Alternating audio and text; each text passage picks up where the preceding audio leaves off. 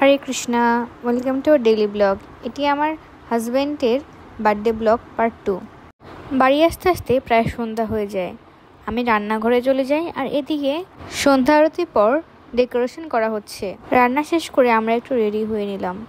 এরপর কেক কাটিংয়ের জন্য কেক নিয়ে যাওয়া হচ্ছে। এখন আবার কেক দেখে ভয় পাবেন না, আমরা ঘরোয়াভাবে প্রোগ্রামটি করছিলাম, আর 2টা কেকই বাড়িতে কাটার কথা ছিল, কিন্তু হুট করে একটা প্ল্যান অ্যাড হয়ে যায়। আমরা সবাই মিলে চলে যাই মনিনঘাট আরেকটা কেক নিয়ে। ডেকোরেশন আহামরি কিছু হয়নি, বলতে গেলে বাচ্চাদের বার্থডের মতো হয়েছে।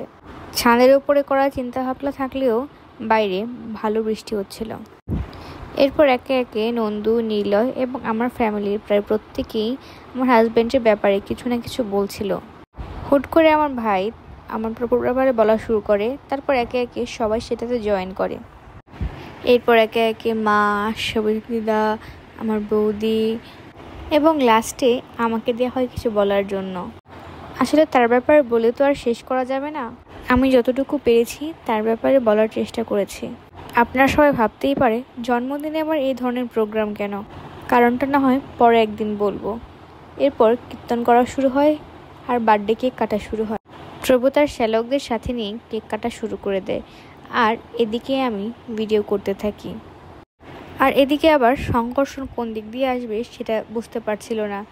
অবশেষে বহু কষ্টে ও এক সাইড দিয়ে ঢুকতে পেরেছে।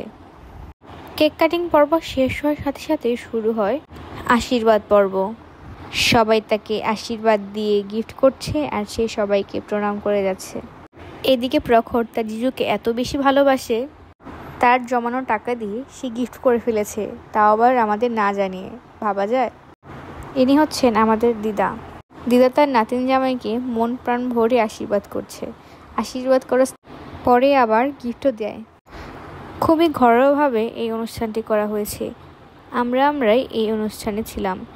এরপর একে একে ছোটো কাকি, বড় পিসি, আমার ছোট মাসি সবাই একে একে প্রভুকে আশীর্বাদ করে এবং গিফট প্রদান করে।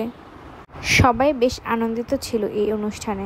আমরা সবাই একসাথে বেশ ভালো একটি সময় কাটিয়েছি।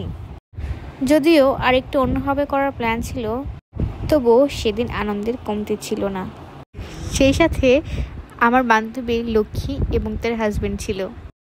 এরপরে প্রসাদের পালা। প্রসাদের মধ্যে ছিল গরম মিষ্টি, সয়াবিন, পনির এবং কাশ্মীরি বিরিয়ানি, সাথে সালাদ, লুচি, পায়েস, কেক, আর রন্ধনে ছিলেন পরমাকৃষ্ণ দেবীদাসী, মানে আমার মা। যেহেতু আমরাই ছিলাম, তাই সবাইকে হাতে হাতে প্রসাদ দিয়ে দেওয়া হয়েছে।